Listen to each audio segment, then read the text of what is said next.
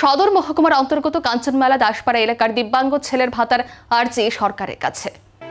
সদর মহকুমার অন্তর্গত কাঞ্চনমালা দাসপাড়া এলাকার বিশ্বজিৎ দাস, তিনি পেশায় একজন দিনমজুর। ওনার সপ্তম শ্রেণীতে পড়ুয়া বিকাশ দাস জন্মের পর থেকে দিব্যাঙ্গ। সে একজন সুস্থ মানুষের মতো সঠিকভাবে হাঁটাচলা করতে পারে না এবং শারীরিক দিক দিয়ে অনেক সমস্যা রয়েছে। বিশ্বজিৎ দাসের এই সন্তানটির বিকলাঙ্গ সার্টিফিকেট রয়েছে। বহুবার বিভিন্ন জায়গায় দিব্যাঙ্গ ভাতার জন্য আবেদন করেও দিব্যাঙ্গ ছেলের জন্য মিলছে না ভাতা।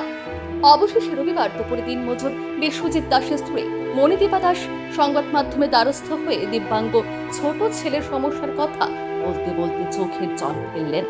তিনি সাংবাদিকদের জানিয়েছেন, ওনার স্বামী বিশ্বজিৎ দাস একজন দিনমজুর।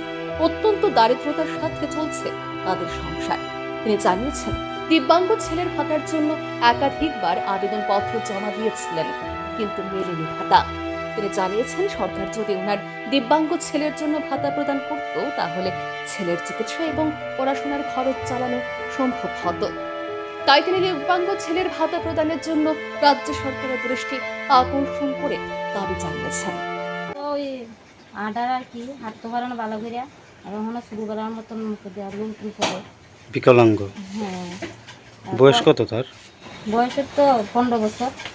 কোন ক্লাসে পড়ে? ক্লাস 7। কোন স্কুলে? লক্ষ্মীছড়া উচ্চ মাধ্যমিক বিদ্যালয়। হ্যাঁ, যে এই সমস্যাটা কি জন্মের পর থেকে? জন্মের পর থেকে তো টের পাইছি না, মানে হ্যাঁ আমি 3 বছর 3.5 বছর দিয়ে কোলে আছে, মানে একদম আটতে পারছে না। তখন ওই বুয়া দিয়ে লাড়ি দিয়ে দাঁড়া করে এক সময়। আচ্ছা, তো এর বাবা কি কাজ করে? বাবা তো ভালো করে লেবারি করে। কয় ছেলে আপনি? 2 জন। হ্যাঁ, কি ছোট? হ্যাঁ, বিকলাঙ্গ সার্টিফিকেট আছে হের? আছে। তো হের কি ভাতার লেগে কোনো সময় জমা দিচ্ছেন? জমা দিচ্ছি 2-3 খান। আমরা এখানে গ্রাম পঞ্চায়েতে জমা দিয়েছিলাম, স্কুলে তো কন্টিনিউ দিতে আসি, কয়দিন পরে লাগে তারিটা তো দিতে আসছি। তারপর অঙ্গনওয়াড়ি স্কুলে দিদিমণি 2বার করে নিচ্ছে, হয় না? না হয়েছে না। আচ্ছা, তো কি চাইতেছেন এখন আপনি? আমি চিন্তা করবো তো শুধু যদি বাচ্চারা যদি একটু একটা ইয়েটিও পাই আর কি, সরকারি সাহায্য বাতা, যদি একটা বাতা মতন যদি একটা কিছু পাইতাম, তাহলে মনে করেন বাচ্চাদের চিকিৎসা টিকিৎসা করাতাম, লেখাপড়া তো করাইতে পারতাম, একটু ভালো হইতো আর কি। এখন দেখার, সংবাদ প্রকাশিত হওয়ার পর রাজ্য সরকার এবং রাজ্য সমাজ কল্যাণ ও সমাজ শিক্ষা দপ্তর দিব্যাঙ্গ শিশুদের ভাতা প্রদানে কি ভূমিকা গ্রহণ করে। Bureau report, news vigilante.